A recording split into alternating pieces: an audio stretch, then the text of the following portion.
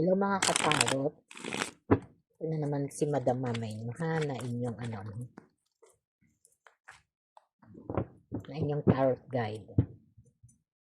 Marami pong salamat sa lahat ng suporta nyo ha.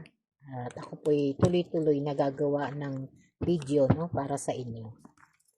At salamat din po lalo ha sa mga hindi nag-i-skip ng ng ating video. Sa mga gusto kong magpa-reading ha ng personal, no, kahit 4 cards, 2 cards meron tayo ha sa TikTok live. Pwede po kayong pumasok doon, hapon at gabi. Naka-open po tayo ha.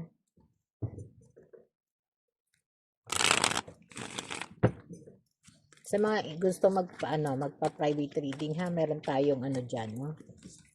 Description box, pwede na po kayong mag-inquire no pag gusto niyo po, no. Ito pong energy na to ay para doon sa mga mag-exam, no. Yung mga ikaw ba ay mag-take ng mga ng mga exam, no. Ang dito ang energy makakapasa sa exam, no, na tinitake. Nakakapasa ka ba sa exam na tinitake mo? Ito yung mga nagpupuyat, no? Mga nagpupuyat, no? Sobrang mag-review, no? Mga ini-exam, mga civil service, mga bar exam, board exam, o kahit anong exam, ha? Pwede ring entrance exam. Pati yung sa mga yung mga basta matataas na exam, ha? Pati doon sa school, no? School exam, entrance exam. O kahit midterm lang, ha? Basta mga mag-e-exam, no? Pinakabahan at medyo natatakot po, ha, sa resulta ng exam.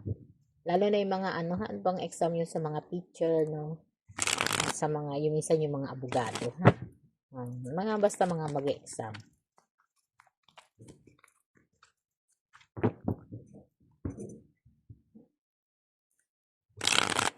Ito na po, no? Ito na po yung sa sa iyong energy. Napapatigil ka ha. Sige po, no? Ibibigay ko na yung card mo. Ito na talaga. Salamat po. Sorry po ha kung medyo matagal. Wow, the Chariot ha. The Chariot, saka itong 5 of Pentacles, no? Mga success ha. At medyo sa 9 of Wands. 4 of Pentacles at Knight of Wands at the Temperance ha. Dito no, ito po yung mga card ng victory ha. Victory, success, no, at yung mga ambisyon ha. Ito yung mga na to, no, mga enerhiya na talagang binuo mo ng pangarap, no. Ang iyong sarili na talagang gustong magbago yung buhay, no. Magbagong buhay dahil sa dami siguro ng pinagdaanan, no, at sa dami ng taong nang aapi, no, nang aapi at nagja-judge sa iyo, no. Kaya parang ito na yung magiging kasagutan ng iyong mga panalangin na ibibigay na to sa iyo ha, yung ambisyon mo, yung pangarap mo ha, at victory talaga, no. Ano nga ba ang pinagdaanan mo, no? Dito no sa 5 of Pentacles, no, nagkaroon ka ng maraming struggle, pagsubok, no, na parang dito sa enerhiya na to, no, parang minsan gusto mo nang sumuko, no? Gusto nang sumuko dun sa mga pagsubok, lalong-lalo na sa financial, no? At minsan yung iba sa inyo ha ay may mga part-time pa, no, na pinapasok na halos 3 hanggang 4 na oras na lang ang itinutulong, no? At yung iba naman bukod sa puyat na, pagod pa, may mga emotional problem pa ha, family problem, no? At yung iba naman love life problem, no? Na talagang sumasabay pa dito sa pinagdadaanan, no? At dito no sa 9 of Wands, no? Pinapakita pa rin po dito, no, na paminsan-minsan o may mga pagkakataon na gusto mo nang isuko to, no? Itong pangarap mo. Gusto mo nang isuko kasi parang wala kang nakukuhang suporta, no, dahil parang sobra nang napapagod, halos hindi ka na nakapahinga, no. Minsan pag nahihiga ka sobra nang nanginginig yung mga kalamnan mo. Sorry po, no, sa sobrang pagod. At ito talaga, no, kahit pagod, naglalaan ka ng ano ha, oras sa pag-exam, pagre-review, no, na talagang halos ang tulog mo talagang natutulog ka na lang sa jeep, natutulog na lang sa sakyan, no, parang yun yung mga energy na to ha, na talagang ito yung pangarap mo, no. Kaya kahit nahihirapan at feeling mo drain na yung utak, no, go ka pa rin ha.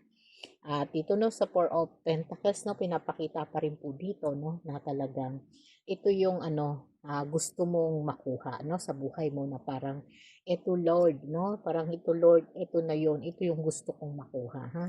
At sigurado ka dito sa emosyon na to, no, na binibigay mo talaga sa sarili mo yung pinaka best, no, na talagang itinatago mo pa yung emosyon na yun, ha. Pero talagang ito talaga yung hindi mo tinutulugan at hindi mo sinusukuan, no? Kahit marami, no? Kahit sa panaginip mo, na nagre-review ka kasi gusto mo na ma-achieve ito, ha?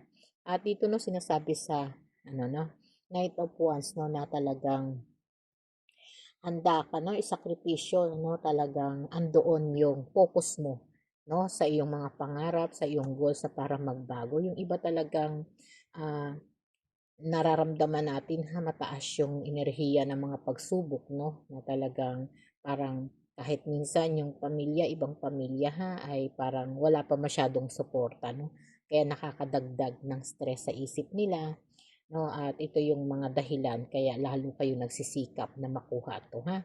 At sinasabi pa rin dito, no, sa ngayon, no, parang nai-imbalance din, no? Parang hindi mo rin nababalanse yung katawan mo, yung isip mo, yung trabaho mo, yung pag-aaral mo, at saka yung, no, yung oras ng exam, oras ng review, no? Kaya minsan talagang, kung tutuusin, parang hindi ka nga nakakapag-review sa sobrang kapaguran, no? Pero sabi nga dito, no, sabi ng The Chariot, ha, ito yung ambisyon, pangarap na ibibigay sa'yo, no? Andun kasi yung passion mo, kaya di ka sumusuko, no? Sabi nga, ito yung winning, ambisyon at victory, no? Victory sa lahat ng ginagawa mo, no? At sa tanong mong makakapasa ka ba sa exam na tinitake mo, no? Sabi po dito, ha, sa dami ng pinagdaanan mo at ipinaglaban mo talaga to, ha, kahit dugo at pawis mo po, no? Kahit ano pang ini-exam mo ngayon, ha, ito po'y makukuha mo at ito po'y makakapasa ka. Ito po'y para sa yun. Ito rin ang magpapabago ng iyong buhay, no? Na maraming makaka-achieve na makakaano sa'yo, recognize dahil sa ang exam na to ay talagang mapapasa yun, no? At congratulations, ha.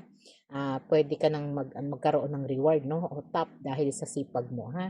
Kaya congrats, deserve mo po ito, ha. Deserve mo makapasa sa exam na tinitake mo, no? Salamat po.